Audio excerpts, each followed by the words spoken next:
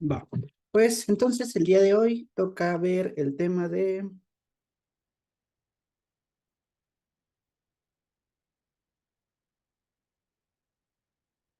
células y órganos linfoides. Para estos dos temas, pues no hay que profundizar tanto, pero les voy a platicar muchas cosas que tienen correlación con los siguientes elementos o los siguientes bloques, porque pues doy por hecho que ya varias cosillas han ido visualizando a lo largo de estos meses y entonces les va a permitir como englobar un poquito más ciertas cosas. Entonces, el primer tema, que va a ser el tema de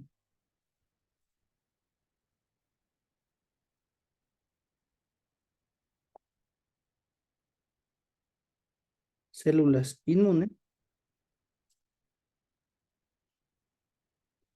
va a estar dividido en dos grandes apartados. Déjenme cierrar esto, porque si no va a estar haciendo mucho ruido.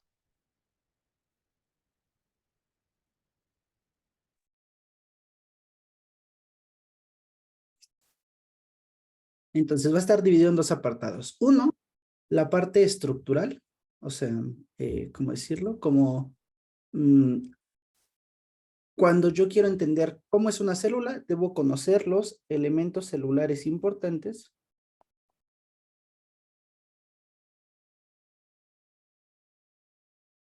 Y el otro componente que yo debo conocer es el proceso de hematopoiesis. Y a grandes rasgos, ahorita lo vamos a intentar juntar un poco, pero pues iremos desglosando algunas características particulares. Espero que mi esquema no quede tan pequeño. Bien. Entonces, lo primero y lo más importante es que, bueno, no, ya me acordé de lo importante. Yo en la clase pasada les comentaba que es fundamental que podamos diferenciar tres tipos de cosas, ¿no? El primero, que es una célula. El segundo, que es una proteína. Y de estas proteínas vamos a dividirlo en dos grandes grupos, muy general. Las proteínas que son de membrana y las proteínas que son solubles. Y entonces el entender esto nos va a permitir no revolver conceptos, que muchas veces ocurre que de repente los conceptos suelen, bueno, cambiar un poquito el entendimiento de un tema. Ahora, ¿qué implica que yo sea una célula? Que yo sea una célula generalmente es que tengo una pared celular, una membrana celular. En algunas ocasiones, casi es todas, tiene un núcleo celular, tiene un citoplasma celular y aparte de eso va a tener un gran número de organelos diferentes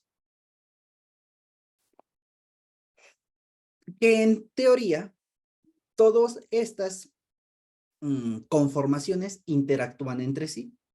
Entonces, como un ser vivo, porque las células están vivas, pueden modificar o pueden hacer cambios directos o indirectos. Para fines de inmunología, que realmente esto es mucho más profundo, pero nos quedaremos con esta visión muy parca, para que una célula pueda generar una función, lo primero que necesita es un receptor. Entonces, este receptor es como en su caso sus ojos o sus manos o su boca, son porciones del ser vivo que le permite interactuar con el ambiente. Entonces, el ambiente, en este caso va a ser el líquido intersticial, le va a llevar cosas a los receptores para que la célula los pueda reconocer. Y una vez que la célula la reconoce, la única forma que tiene para comunicar que esto ocurrió es enviando una serie de señales de activación que generalmente son cascadas, cascadas de activación, hasta que lleguen al núcleo. En el núcleo, ustedes recordarán que tienen material genético.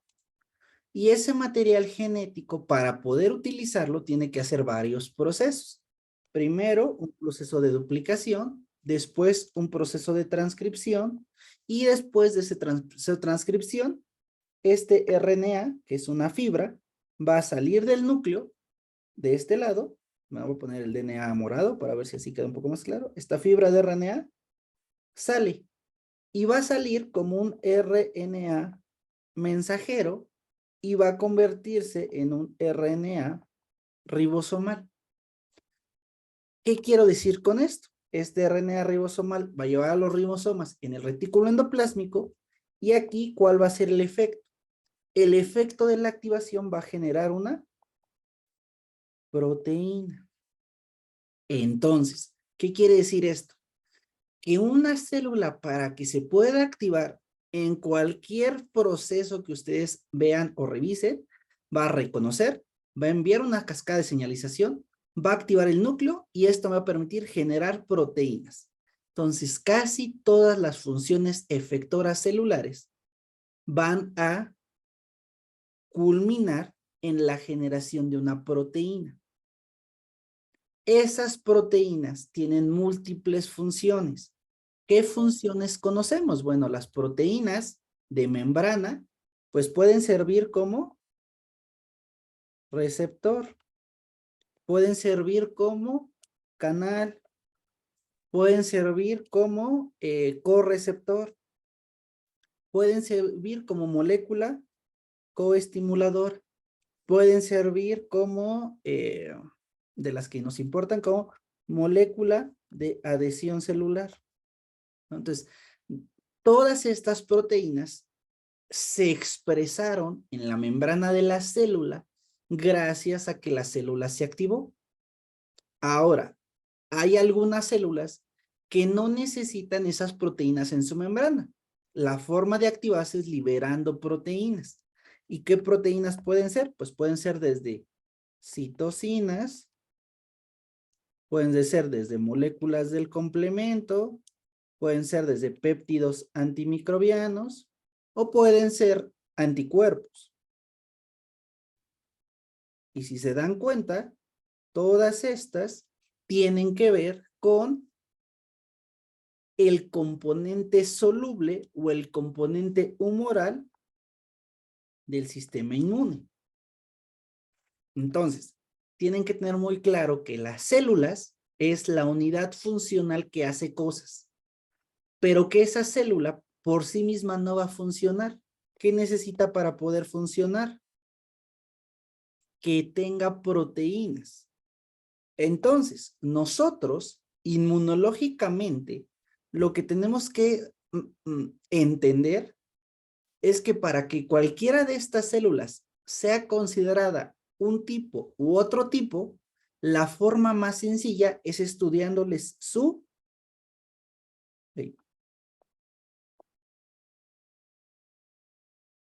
fenotipo.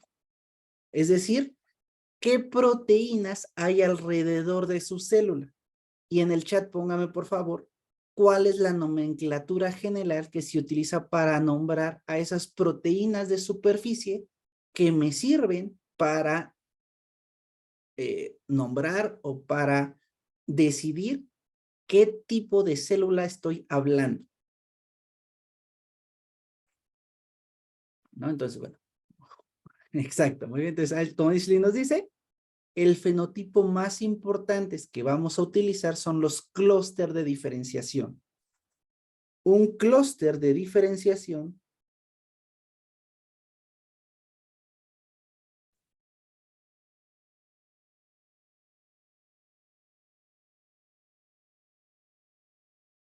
¿a qué pertenece de estas tres cosas? Perdón.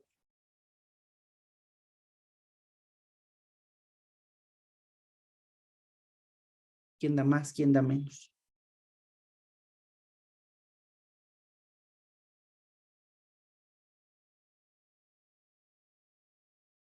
¿No? Entonces, aquí algo importante, pertenece a proteínas de membrana, pero eso implica que cualquiera de esas proteínas de membrana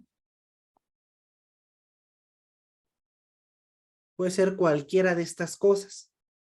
Entonces, por ejemplo, si yo les hablo clúster de diferenciación que sean receptores, pues posiblemente ahorita ya pudieran decirme, pues por ejemplo, el CD, no quiero complicarles la vida, CD91, por ejemplo, que es complicarles la vida. El CD91 es un receptor y funciona como receptor. Ustedes no tienen que saber que es un receptor, pero lo hablan cuando ven CD91. Ahora, ¿qué molécula sirve como canal? En ninguno no los vemos, pero por ejemplo, correceptor. Por ejemplo, el CD21 es un correceptor. O por ejemplo, como coestimulador, el CD28 es un coestimulador. O como molécula de adhesión, pues tenemos a las ICAMs que también tienen sus propios CDMs. Pero bueno, lo que quiero que quede más o menos entendido es que esta célula va a expresar en su superficie diferentes proteínas. Inmunológicamente, cada una de esas proteínas, yo la puedo reconocer y decir, es la proteína 1, es la proteína 2, es la proteína 3. Y entonces para ello yo le pongo esta nomenclatura de clúster de diferenciación. El clúster no solamente me permite decir, célula que tiene un CD16 y un CD56, automáticamente para mí recibe un nombre, que en el chat, aquellos que lo sepan, pueden poner qué nombre recibe esta célula por tener estos marcadores de superficie. Si no, más aún, nos permite a largo plazo entender que muchos de estos clústeres de diferenciación van a tener ciertas funcionalidades. Y entonces, que yo aprenda que la célula tiene estos dos, nos puede decir, bueno, este clúster de diferenciación, que yo sé que es un marcador inespecífico de los NK, bueno, específico de los NK, perdón, le sirve para interactuar con la inmunoglobulina G. ¿Por qué? Porque es un receptor de la familia de receptores de la IgG. Entonces, tiene un sentido que exista en las NKs, porque eso le va a permitir hacer citotoxicidad. Pero ahorita estamos empezando, bueno, que ya estamos acabando, pero estamos empezando, nos debe quedar con la idea clara de que los marcadores de superficie de las células me permiten identificarlas.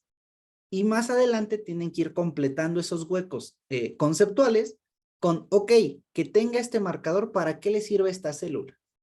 Pero bueno, fuera de ello, ahora sí puedo iniciar. Vamos a platicar primero de la hematopoiesis.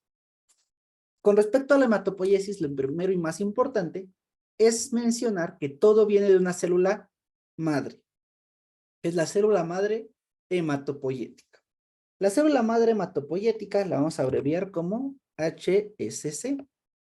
Esta célula madre hematopoyética, su núcleo es cuadrado, va a tener en su superficie marcadores importantes. ¿Qué marcadores de superficie vamos a encontrar en la célula madre pluripotencial?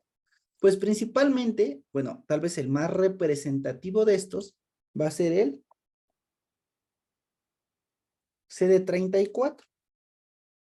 Este es un marcador que, pues, ¿cómo decirlo? Que está presente en muchas de mis células, bueno, está presente en las células madres hematopoyéticas y que le va a servir a esta célula madre hematopoyética para recibir el estímulo de ciertas citocinas que le indiquen diferenciar. Ahora, esta célula madre hematopoyética o pluripotencial, que en algunos libros lo van a encontrar, ¿dónde la encontramos? ¿No? Porque lo que me importa saber es este proceso de hematopoiesis, ¿en qué lugar está ocurriendo? Entonces, si me pueden ayudar, nada más para no tardar mucho ahí, a ver si lo conocen.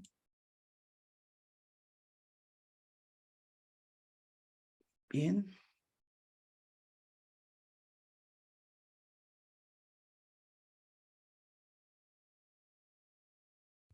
Bueno, médula ósea, ¿no? Perfecto, gracias. Entonces, este proceso que vamos a llamarle hematopoiesis. En el desarrollo embrionario ocurre a otros niveles, pero ya en el recién nacido va a ocurrir a nivel de médula ósea.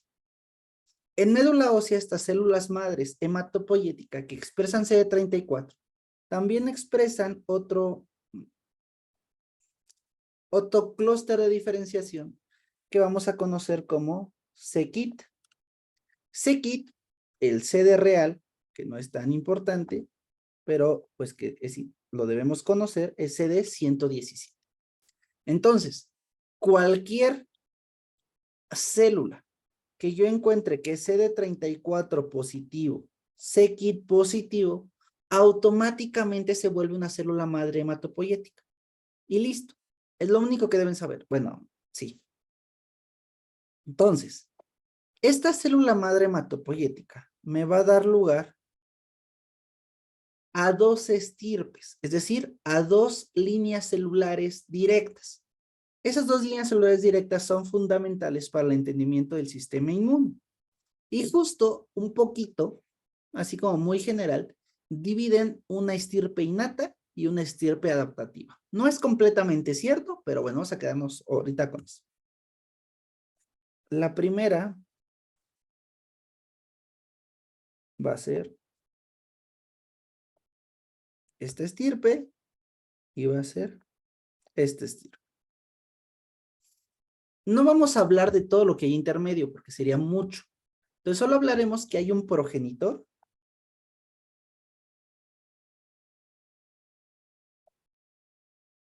de la estirpe de arriba y un progenitor de la estirpe de abajo. La estirpe de arriba nos va a dar lugar a un montón de células innatas y justo a esta le vamos a llamar línea mieloide. A la otra línea me va a dar muchas células adaptativas y entonces le voy a llamar linfoide. Entonces, los dos caminos que tiene la célula madre hematopoyética para dirigirse es al estirpe mieloide y al estirpe linfoide. ¿Para qué necesito tener tantas pedacitos en medio? Bueno, es necesario porque al final del día yo tengo que enviar señales a esta célula para que se vaya o para acá o para que se vaya para acá. Entonces tiene que tener muy clara la célula, bueno, la célula hematopoyética, qué señal necesita para irse hacia un destino A o hacia un destino B.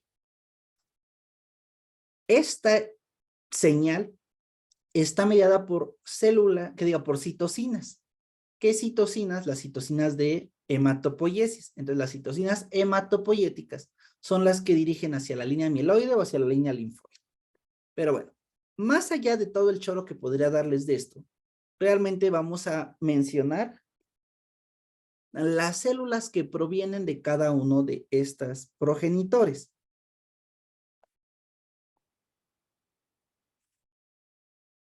Si nos ponemos a profundizar vamos a encontrar más, pero vamos a poner primero las células que no tienen un predominio inmune, pero que se generan aquí, ¿no? Que va a ser los eritrocitos y van a ser las plaquetas. Entonces, listo, ya. Estas células casi no tienen funciones inmunes, entonces casi no las consideramos células inmunológicas. Después, tenemos una estirpe de célula dendrítica. Las células dendríticas son bien complicadas porque hay células dendríticas clásicas, células plasmocitoides, células foliculares. Vamos a quedarnos que en general el progenitor mieloide, gracias a un chorro de cosas, va a generar células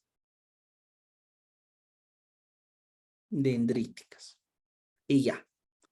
Después, aquí voy a borrar tantito. Porque estas vienen de un progenitor común. Es una estirpe que es un progenitor. Lo voy a poner como chiquito. Es un progenitor granulocítico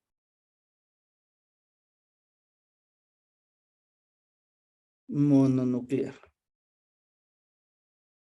Entonces, este progenitor, cuando se vaya hacia una u otra rama, me va a dar o granulocitos o me va a dar monocitos, que estos monocitos se van a diferenciar en macrófagos. ¿Cuáles son los 4 granulocitos que me interesa que conozcan? Por favor, en el chat, si me los pueden ir poniendo.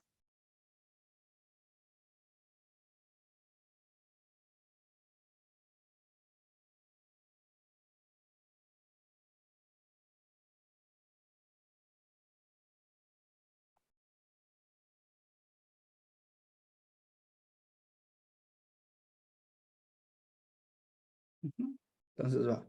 Y pues otro importante es el mastocito.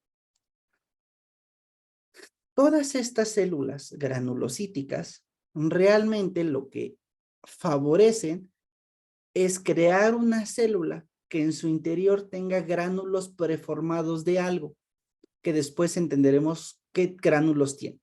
Pero bueno, hasta aquí yo tengo un célula madre pluripotencial que dio un origen mieloide y que me está dando, bueno, 4 grandes grupos celulares variados, eritrocitos y plaquetas, bueno, eritrocitos y megacariocitos realmente. 2, células dendríticas, que estas células dendríticas pueden venir de la estirpe directa o de la estirpe monocítica. No entraremos en detalles de eso, es muy avanzado, pero si leen sus libros encontrarán que las dendríticas vienen de todos lados. No hay que quebrarnos la cabeza mucho con eso. Y tengo los más importantes, los granulocitos y los monocitos. ¿Por qué digo yo que son los más importantes? Porque son los que más vamos a entender sus procesos inmunológicos. Y los linfocitos también me va a dar lugar, ya son niños grandes, entonces ya podemos hablar de 5 linajes. Linaje número 1, que es poco útil. También de aquí puede haber células dendríticas. La célula dendrítica que tiene un precursor linfoide por excelencia es la célula dendrítica plasmocitoide, que seguramente ahorita en sus clases les están platicando que la célula dendrítica plasmocitoide participa en respuestas antivirales. ¿Por qué? Porque produce una gran cantidad de interferones tipo 1. Las que sí necesitan conocer son linfocitos natural killer, perdón, vamos a poner aquí arriba las células linfoides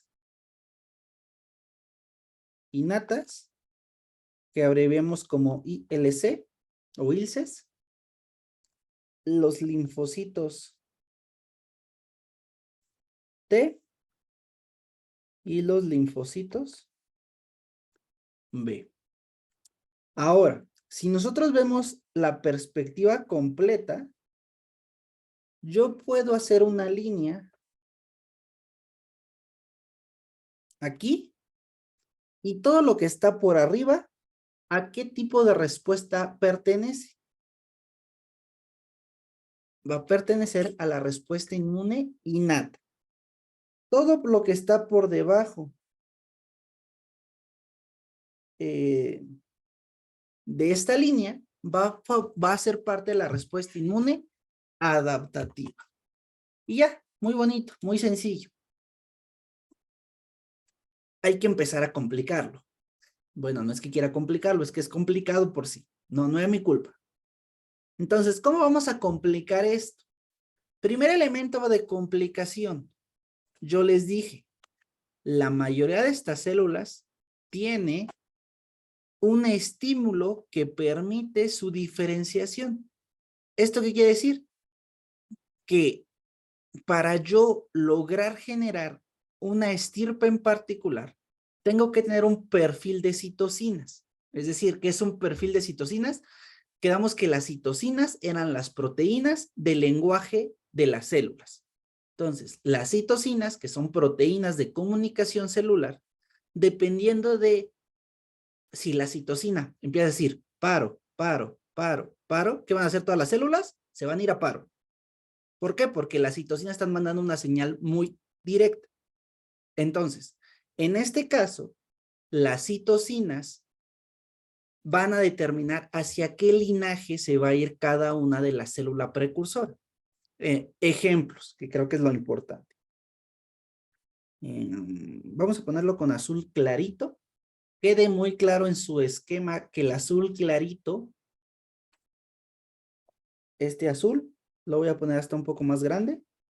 Es una, ahí no tan grande. Es una citocina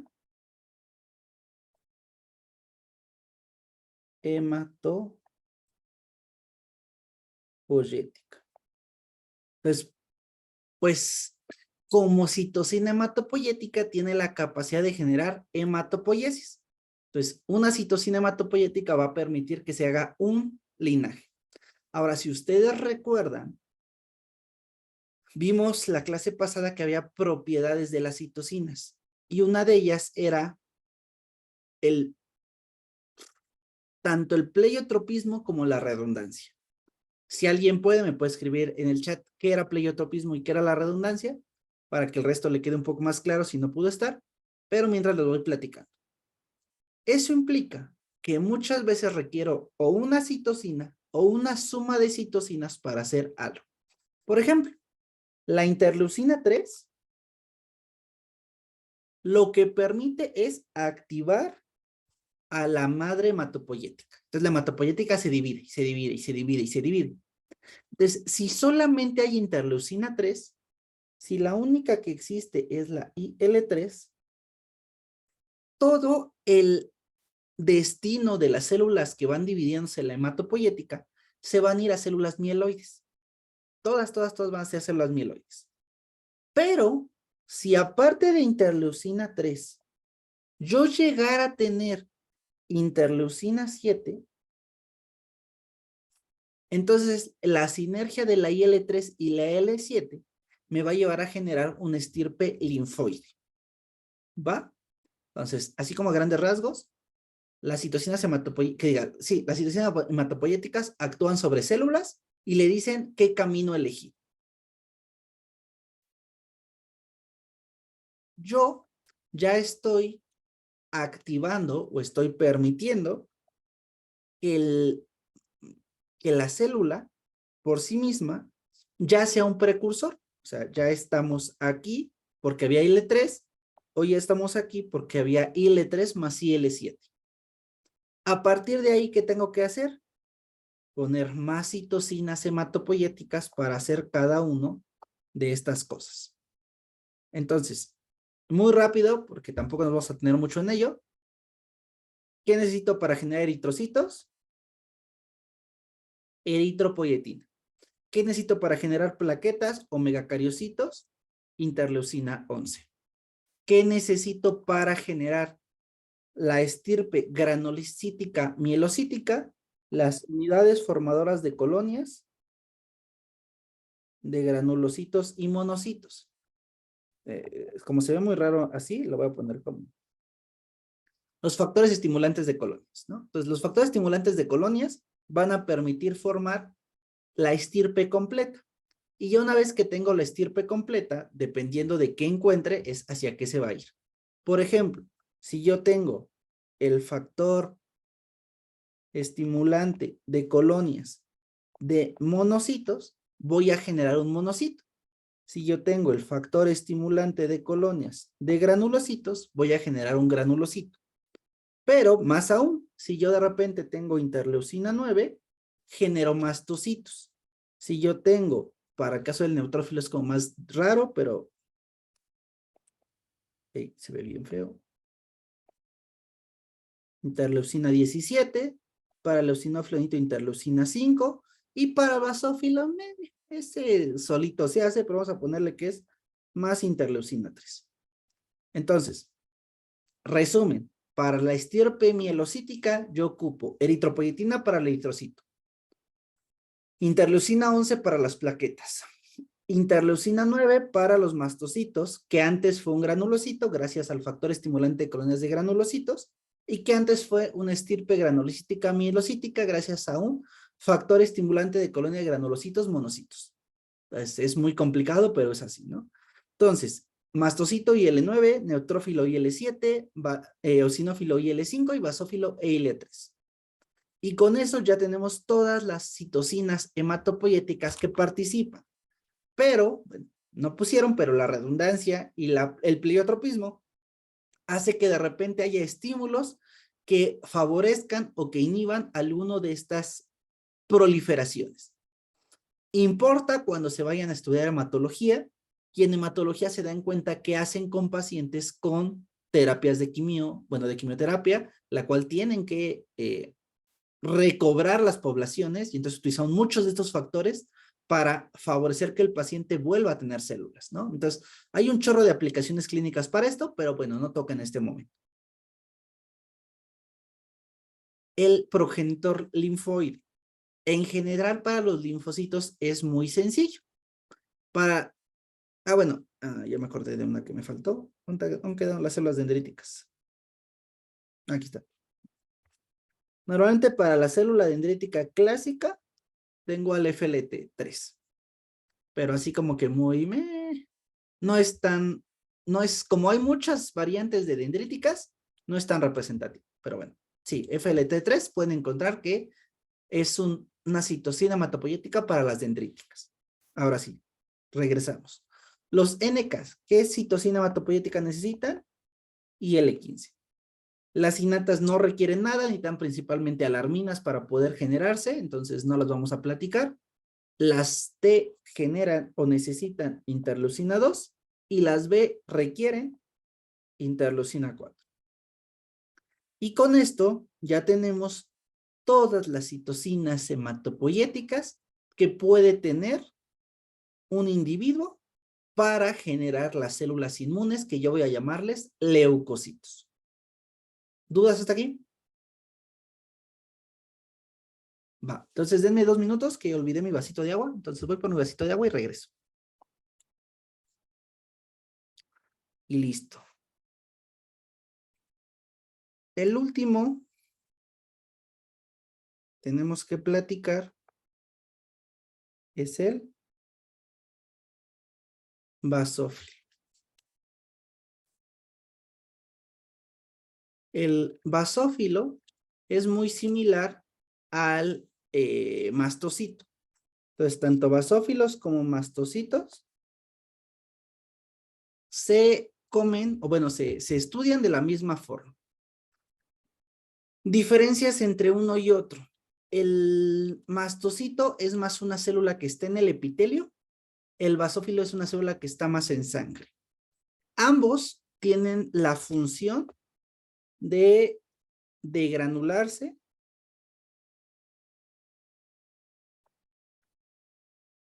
para inducir inflamación. Entonces, este proceso de degranulación del eosinófilo, del basófilo o del mastocito, normalmente depende de un anticuerpo. El anticuerpo del que dependen es la IgE. Entonces, como dependen de la IgE, lo más importante de esto es que se van a asociar a procesos de alergias. Pero eso es inmunopatología, entonces no lo platicamos aquí. Entonces, solamente quédense con la idea de que el mastocito y el basófilo tienen la capacidad de unirse a la IgE, y entonces cuando tengo un parásito, funcionan liberando sus gránulos. Es la única forma de que inmunológicamente normal se degranule. Ya con problemas como la alergia, ocurren otras cosas. Estos basófilos y estos mastocitos, pues también tienen sus propios gránulos específicos. Y de esos gránulos específicos, lo que más importa es que existe o que tienen histamina y que suelen tener igualmente ahí adentro heparina. Ambos mediadores inducen inflamación. Entonces, es por eso que los basófilos y los mastocitos pueden inducir inflamación, porque en sus gránulos específicos hay histamina y heparina. Y listo, granulocitos acabados. ¿Dudas, preguntas, comentarios? Doc, dijo que los basófilos dependían de IgG o de IgE. IgE. Se los Vale. anoto para que les quede.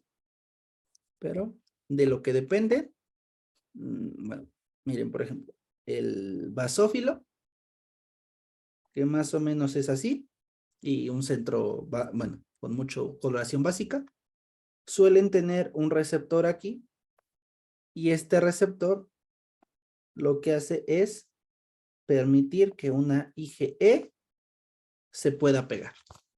Entonces, los receptores de alta afinidad de la IgE son los que tienen tanto los eosinófilos como basófilos que permiten este proceso.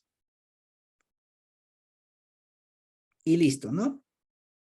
Si no hay ninguna otra duda, también por el chat me la pueden ir poniendo. Si existe en algún momento, pasamos para acabar esto, que son los linfocitos. Para hablar de los linfocitos, hay mucho que decir de ellos. Realmente, recordemos, los dividimos en tres. Linfocito NK, que es un linfocito innato, ¿no? Entonces, de este lado son los innatos. De este lado son los adaptativos. ¿Qué diferencia un linfocito innato de un linfocito adaptativo? El receptor que tiene. Entonces, los linfocitos, tanto T como los linfocitos B, tienen un receptor especial que los hacen parte de la respuesta adaptativa. El T tiene un receptor de célula T y el B tiene un receptor de célula B. Entonces, el TCR y el BCR son las estructuras proteicas de reconocimiento de mis linfocitos. Entonces, ya, con eso ya tenemos un antecedente. El T y el B sí tienen un receptor específico, los NK no tienen un receptor específico. ¿Cómo puedo yo identificar un linfocito T o un linfocito B? Pues mediante sus clúster de diferenciación. Entonces, los linfocitos T normalmente van a tener CD3 y CD5, mientras que los linfocitos B van a tener CD19 y CD20. Esos son los principales proteínas en la superficie de la célula que utilizo yo para diferenciarlos. Van a tener más, pero quédense con estos ahorita que vamos empezando. Los linfocitos NK no tienen un receptor específico, o sea, aquí no hay nada, pero de marcadores ya quedamos que tienen CD16 y tienen CD56. Muy bonito todo, ¿no? Las demás cosas de estos linfocitos, la verdad es que los veremos más adelante, pero como spoiler inicial, de los linfocitos T, yo tengo tres tipos. Los alfa beta, que es los que más estudiamos. Los gamma delta, que son innatos y que poco estudiamos. Y los NKT, vamos a ponerlo al revés, que son linfocitos T con C16, C56. El por qué, para qué y todo, de por qué tenemos diferentes poblaciones, no quiero abrumarlos ahorita, lo veremos en su momento, pero que en su apunte esté que los linfocitos T, hay diferentes poblaciones de linfocitos T y acuérdense que el sistema inmune es especializado. Entonces, cada subpoblación les va a servir para algo. ¿Cuál es ese algo? Ahorita no lo vemos, entonces no lo profundizamos. Pero bueno, los linfocitos B también tienen 3 tipos de linfocitos B. Los linfocitos B1, los linfocitos B2 y los linfocitos B de la zona marginal. Por el momento, lo único que deben recordar es que los más representativos, porque sí son adaptativos, son los linfocitos B2 y los linfocitos T alfa beta. Y listo. Con que tengan esa noción, yo me doy por satisfecho para la cuestión de linfocitos.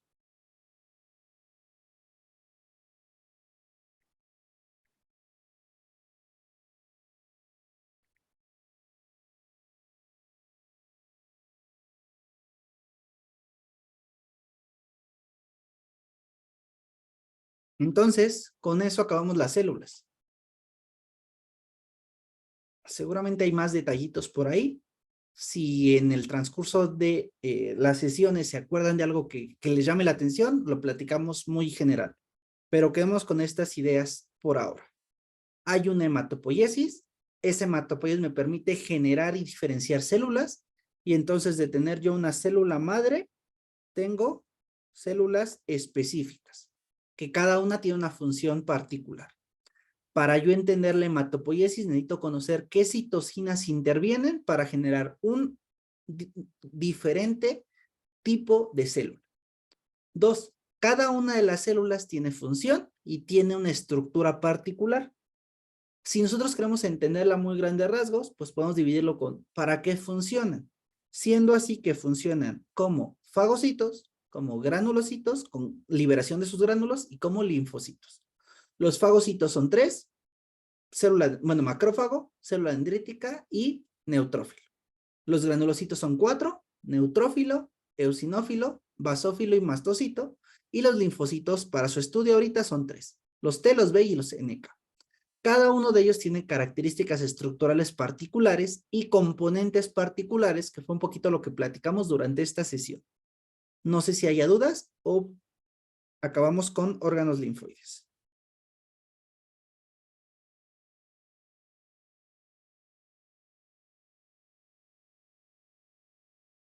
Yo sé que ya, esta estuvo pesada, pensé que iba a ser más sencillo.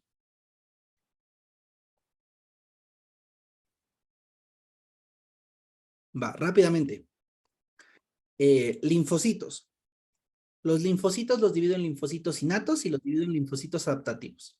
Linfocito innato es el NK, linfocito adaptativo es el linfocito T y el linfocito B.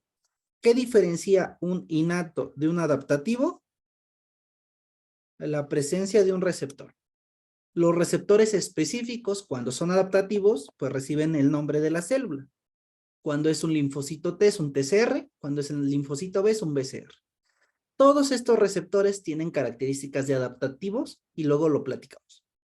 Y marcadores que sí todas las células linfoides tienen es el NK S16C56, el TCD3 y CD5 y el BC19 y CD20. Ahora, dentro del grupo grande de linfocitos T o el grupo grande del linfocito B, ustedes deben conocer que hay subpoblaciones o poblaciones diferentes que se especializan en uno u otro proceso. Y los más importantes son estos 3 tipos. Los linfocitos T pueden tener T alfa beta, T gamma delta o NKT, y pues vemos que tienen la T incluida. Los linfocitos B pueden ser B1, B2 y los B de la zona marginal. Los que subrayé, que son estos y estos, son los adaptativos. Algo que podemos complementar, el T alfa beta se divide en 2, en un CD4 y en un CD8. El CD4 se considera cooperador y el CD8 su función es citotóxica. Y listo, con esto tenemos una visión, un panorama muy general de linfocitos y profundizaremos en ellos, aquellos que se queden con nosotros para el segundo bloque. Pero bien, Ashley, ¿qué pasó? Maestro, pero ¿por qué dijo que eran adaptativos? O sea, se supone que ya siendo linfocitos son adaptativos, ¿no? Eh, O, es que eso es una noción que les enseñamos mal, ¿no? ¿Qué ocurre? Si regresamos aquí, Este progenitor linfoide me da lugar a estos.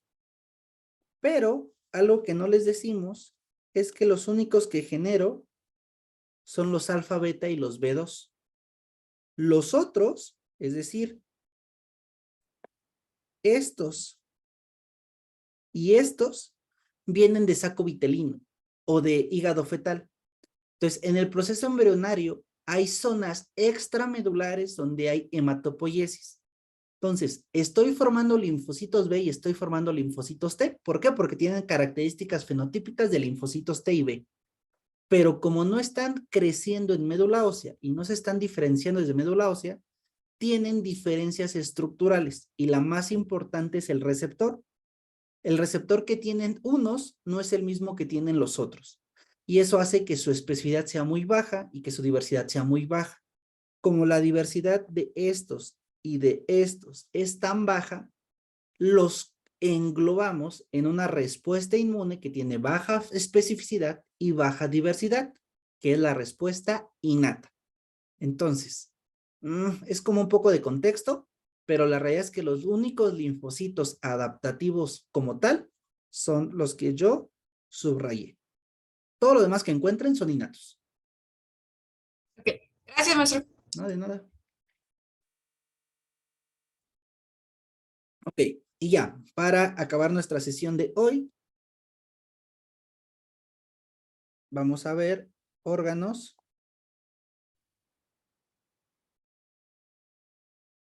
linfoides. Los órganos linfoides se dividen en tres. Órganos linfoides primarios, órganos linfoides secundarios y órganos linfoides terciarios. Lo primero y lo más importante, esta clasificación realmente es una clasificación adaptativa. Entonces, ¿quién me interesa entender qué pasa con los linfocitos T y qué pasa con los linfocitos B? Solamente eso me interesa. Entonces, justo por ello, de repente se vuelve un poco complicado este tema. Resumen, los órganos linfoides primarios, su principal función es la maduración. Órganos linfoides secundarios, su principal función es la activación. Y órganos linfoides terciarios, hay que ponerle un asterisco porque estos son patológicos. Una persona normal no debería presentar órganos linfoides terciarios. Si los presenta es que algo pasó, algo falló o algo está atacando. Entonces, ahorita solo platicaremos de estos primeros dos. Los órganos primarios, yo tengo dos órganos primarios importantes. El primero es la médula ósea y el segundo es el timo. Todas las células inmunes maduran en médula ósea. Entonces aquí va a ser la maduración de todas las células. ¿A excepción de quién?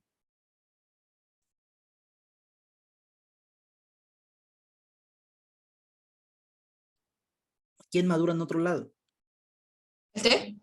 Bien, los linfocitos T. Entonces, únicamente el linfocito T madura en el timo.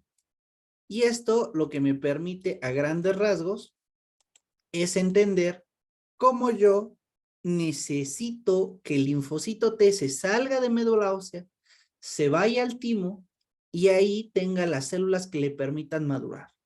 Entonces, ese proceso que es tolerancia central y tolerancia periférica, aquellos que se queden en segundo bloque tendremos la oportunidad de platicar sobre cómo ocurre este gran proceso. Ahorita vamos a simplificarlo un chorro. Los órganos secundarios son tres. ¿Me pueden ayudar en el chat poniendo cuáles eran?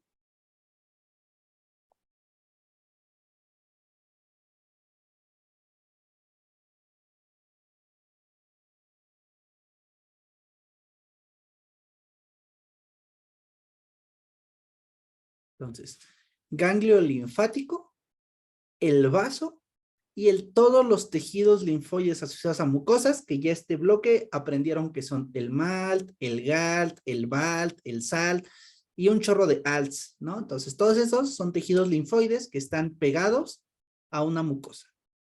Entonces, esto, ¿qué tengo que entender de ellos? Lo que yo tengo que entender de cada uno de estos órganos linfoides es que tienen una zona B y una zona T. ¿Por qué? Porque lo que me interesa que pase ahí es una activación del sistema adaptativo. Entonces, lo que me interesa de los órganos linfoides secundarios es que haya una presentación de antígenos y que esto me permite activar a los Ts o activar a los Bs y con ello potencializar la respuesta, ¿no? ¿Por qué? Porque el sistema innato no funcionó y yo requiero del sistema adaptativo. A ver, denme un segundo a ver si de casualidad traigo las imágenes aquí.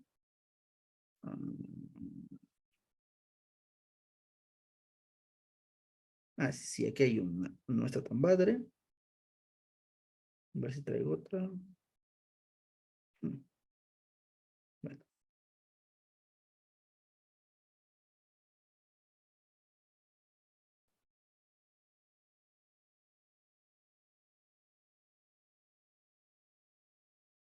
Ahora, yo sé que la imagen no es la más representativa para entender estos procesos, pero de entrada, un detalle importante. Estos linfocitos adaptativos, ya platicamos que se caracterizan por poner un receptor de Ts o un receptor de Bs. Ambos receptores lo que reconocen, es decir, las moléculas con las que interactúan, les vamos a llamar antígenos. Entonces, los receptores adaptativos tienen que interactuar con un antígeno. Si esto no ocurre así, no hay activación. Entonces, yo necesito antígenos. Entonces, la estructura de los órganos linfoides secundarios está hecha de tal manera que permite justo este proceso de interacción con el antígeno. ¿Cómo van a lograr o el cuerpo logra que ciertas zonas interactúen con ciertos órganos linfoides? Bueno, punto número 1. Me lo muestro un poquito. Yo tengo como 550 ganglios linfáticos y están regionalizados. Eso implica que cualquier antígeno que ingrese por torrente linfático va a regionalizarse al ganglio correspondiente. Y entonces eso me permite que yo, por cada región, esté en mi tejido celular subcutáneo una regionalización. Entonces, si me llega una infección que llega a tejido subcutáneo de la oreja, no se me va a inflamar todo el cuerpo. Solo se van a inflamar los ganglios cercanos a la oreja, que normalmente son los retroauriculares. Entonces, en los ganglios me van a proteger regionalmente a nivel linfático. 2, el vaso. El vaso va a proteger de toda la sangre, es decir, va a cuidar el torrente sanguíneo. Entonces, todos los antígenos que llegan a la sangre son, pues, reconocidos a nivel del vaso. Y 3, mi cuerpo está en contacto con el ambiente a través de mi piel y de mis mucosas, ¿no? Mi mucosa oral, mi mucosa oftálmica, mi mucosa digestiva, etc., etc., ¿no? Entonces, estas mucosas siempre están en contacto con antígenos. Entonces, si se dan cuenta, el cuerpo es tan listo que subdividió al organismo por pedazos, donde tengo defensa de interacción directa con el ambiente a través de las mucosas, defensa regionalizada a nivel de todo el sistema linfático y defensa en vía sanguínea. Y esto, a grandes rasgos, lo que está haciendo es que cualquier antígeno que llegue por cualquier lado pueda ser reconocido por un órgano linfoide secundario. Ahora, teniendo esa idea en claro, vamos a platicar primero del ganglio linfático. El ganglio linfático lo voy a dividir en 3 zonas. La zona roja es el componente medular. La zona amarilla, que va pues prácticamente algo así, es toda la parte paracortical. ¿Por qué? Porque está alrededor de la parte cortical. Eso implica que si tengo una parte cortical, pues voy a tener una zona paracortical. ¿Esto por qué es importante? Porque esta zona cortical yo la voy a conocer como una zona donde viven los linfocitos B. Esta zona paracortical va a ser una zona donde vivan los linfocitos T. Y en el caso de la médula, yo voy a encontrar células presentadoras de antígenos y lo más importante que encuentro en la médula de los ganglios linfáticos son a mis células plasmáticas. Entonces, la distribución histológica de un ganglio linfático permite que yo divida a mi ganglio por diferentes zonas. Una zona de B's, una zona de T's y una zona de activación final. Ahora, si yo ya tengo segmentado mi órgano en corteza y paracorteza, donde hay B's y donde hay T's, yo tengo que pensar, ¿y cómo hago para que el antígeno llegue a ellos?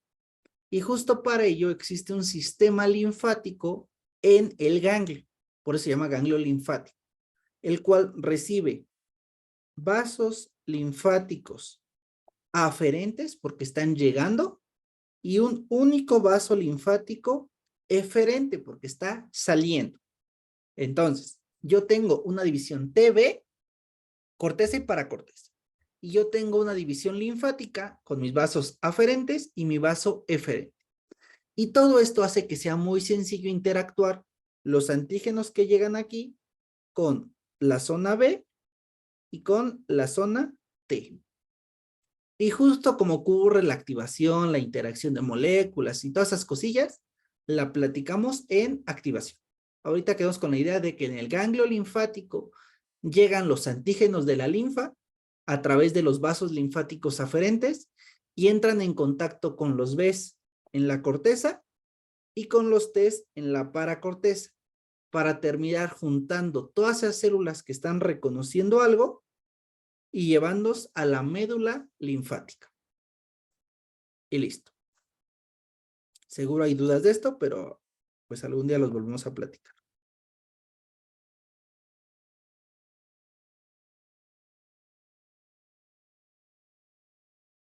Y ahí mis dibujos todos feos.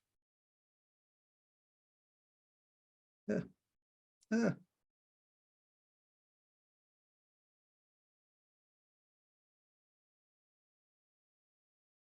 Bueno, creo que hay más o menos quedó derecho. Ok. Pues bueno, esto nunca pasó.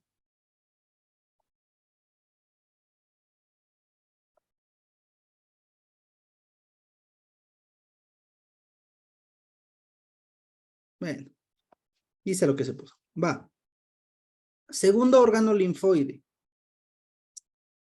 Y ya te pasamos. El vaso. El vaso linfático es un poco más complejo. ¿Por qué? Porque está recibiendo la sangre. Entonces, si nos damos cuenta, lo que más nos interesa es conocer cómo este sistema arterial se ramifica y cerca de cada rama hay un sistema de inmunológico. Entonces, justo alrededor de cada una de las terminaciones arteriales, yo tengo una vaina linfática, una vaina de recubrimiento de la arteria, y por eso se le llama vaina linfática periarteriolar, que posiblemente, lo voy a hacer chiquito para que no vuelva a pasarnos lo mismo.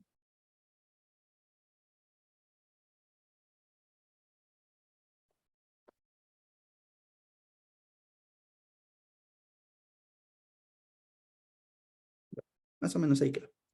Entonces, la vaina linfática periarteriolar nosotros la encontramos como la PALS. Es la vaina linfática periarteriolar.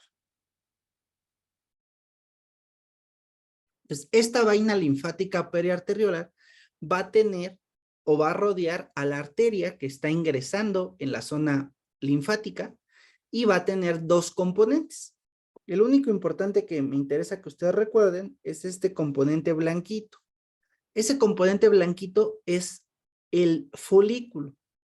Entonces, tal vez no lo mencioné, pero estos también son folículos. Entonces, la corteza está formada de folículos linfoides. El tejido linfoide periarteriolar también tiene folículos. Entonces, en esos folículos, siempre que ustedes vean un folículo, les hablen de un folículo, deben saber que ahí la población celular que está viviendo es una población de linfocitos B. Y ya, ¿no? Entonces, las zonas B dependientes en el vaso están en los folículos en la vaina linfática periarteriolar.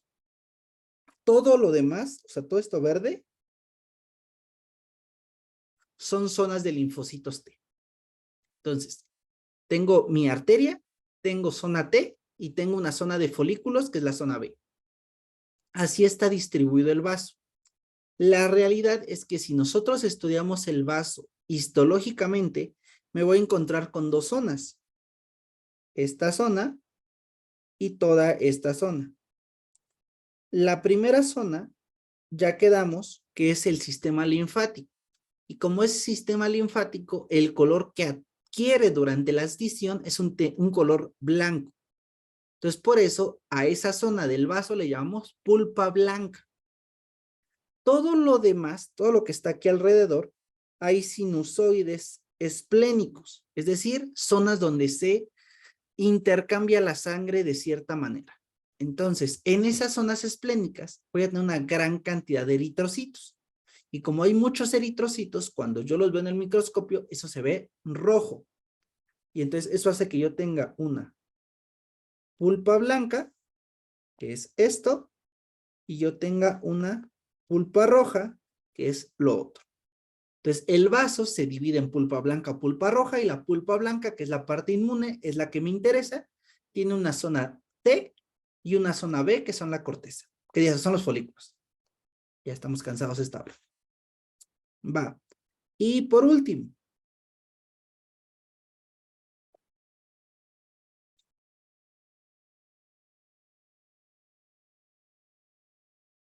no, este es otro vaso. Ok, bueno. El tejido linfoide asociado a mucosas. Generalmente, todas las mucosas se caracterizan por tener una tejido conectivo laxo, una lámina propia, que es lo que lo hace que sea una mucosa, y más tejido conjuntivo. El tejido linfoide asociado a mucosa, a cualquier mucosa, justo en este tejido laxo, voy a encontrar a mi sistema inmune. Entonces, la localización de